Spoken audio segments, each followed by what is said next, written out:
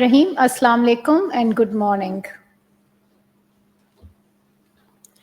Prime Minister Mohammad Shehbaz Sharif is in China for an official visit.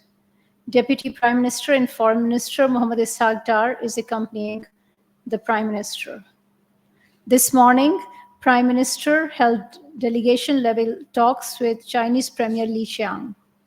The two leaders reaffirmed that Pakistan-China all-weather strategic cooperative partnership was characterized by mutual trust, shared principles, and strategic governance. They also expressed the unwavering support for each other's core issues. The two leaders expressed continued commitment and support for the high-quality development of CPEC and timely completion of all ongoing projects. The two sides also expressed their firm commitment to protect CPEC from its detractors and adversaries. The Prime Minister reaffirmed Pakistan's unflinching resolve to ensure the safety and security of Chinese personnel and projects in Pakistan. The two sides agreed to maintain high-level exchanges, including strengthening institutional linkages at all tiers and in all spheres of bilateral cooperation.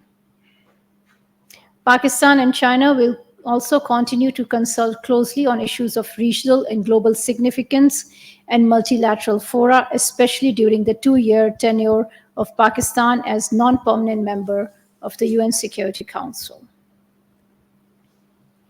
The delegation-level talks were followed by an MOU signing ceremony where 23 MOUs and agreements were signed on deepening cooperation in transport infrastructure, industry, energy, agriculture, media, health, water, socio-economic development, and others of mutual interest.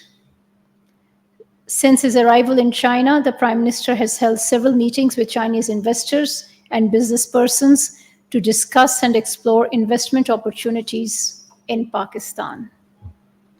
In these meetings and events, including the business conference in Shenzhen, the Prime Minister has encouraged Chinese companies to invest in Pakistan and develop joint ventures.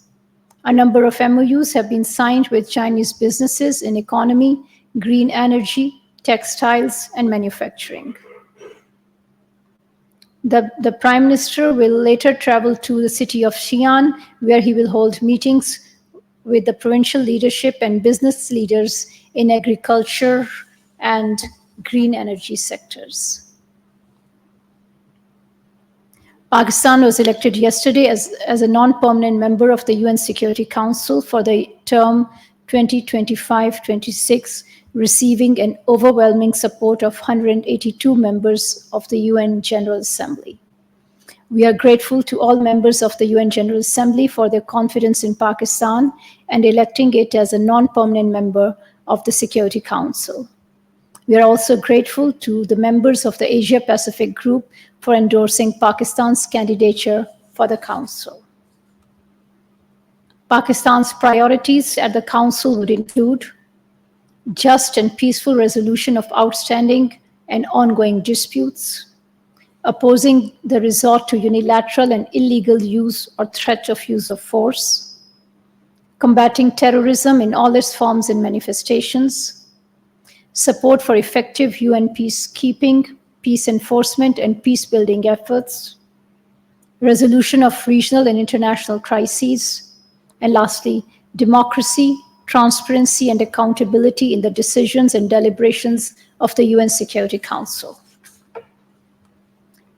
We look forward to working closely with other members of the UN Security Council and with the broader UN membership for upholding the UN Charter, pursuing the vision of preventing war and promoting peace, fostering global prosperity, and promoting universal respect for human rights.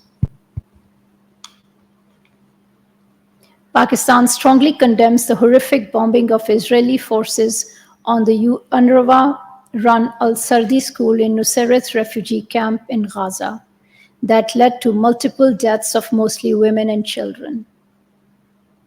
This attack is another crime in a series of attacks against civilians, including an IDP camp last week that resulted in deaths of 45 Palestinians. The deliberate targeting of civilian population and facilities is a grave violation of international law and constitutes war crimes. Pakistan also strongly condemns the storming of the Al-Aqsa Mosque compound by hundreds of Israeli extremists under the protection of Israeli police forces. The reprehensible act violates decades-long international agreements and international norms on respect for religious sites. Under international law, it is the responsibility of the occupation authorities to respect religious sites. Israeli occupation forces should therefore ensure the security of Al-Quds. We reiterate our call for urgent and unconditional ceasefire, for an immediate end to the massacre of the civilians, and to hold Israel accountable for its crimes. The human rights violations in Indian illegally occupied Jammu and Kashmir continue unabated. There are reports that a Kashmiri civilian, Mr. Imtiaz Ahmad Palla, was tortured to death this week at a police station in the Pulwama district of IIOJK. This is not the first incident of its kind. Over the last 3 decades, the number of custodial deaths in IIOJK has exceeded 7,000. The perpetrators of these crimes should be held accountable. Pakistan will continue to extend political, diplomatic, and moral support to our Kashmiri brothers and sisters for the just and peaceful settlement of the Jammu and Kashmir dispute in accordance with the UN Security Council resolutions. We express our deepest condolences and sympathies with the government of Tunisia and the family and friends of Tunisia's ambassador to Pakistan, His Excellency Borhan El Kamel, on his sad demise. He lost his battle with cancer yesterday. Ambassador Kamel was a sincere friend of Pakistan who made important contributions in promoting Pakistan-Tunisia relations. Deputy Prime Minister and Foreign Minister Muhammad Ishaq Dar and Foreign Secretary Muhammad Cyrus Sajjad Qazi have expressed their condolences on the sad demise of Ambassador Kamel. An upcoming visit announcement. Deputy Prime Minister and Foreign Minister Muhammad Ishaq Dar will undertake a one-day visit to Istanbul, Turkey, to attend the extraordinary meeting of the D8 Council of Foreign Ministers. The meeting is being held to discuss the situation in Gaza at the invitation of the Foreign Minister of the Republic of Turkey, Hakan Fidan. The D8 foreign ministers will deliberate upon the shared responsibility of the international community to bring an urgent and unconditional ceasefire and an end to the inhumane and unjustified war on the people of Gaza. The Deputy Prime Minister will present Pakistan's stance on the ongoing genocide in Gaza and the urgency of the unconditional ceasefire, lifting of the siege, and humanitarian relief for the Palestinian people. He will also call for unified international efforts to bring an end to the war being waged against the people of Gaza and the war crimes being perpetuated by the Israeli occupation forces. On the sidelines, the Deputy Prime Minister is also expected to meet foreign ministers in attendance. Thank you.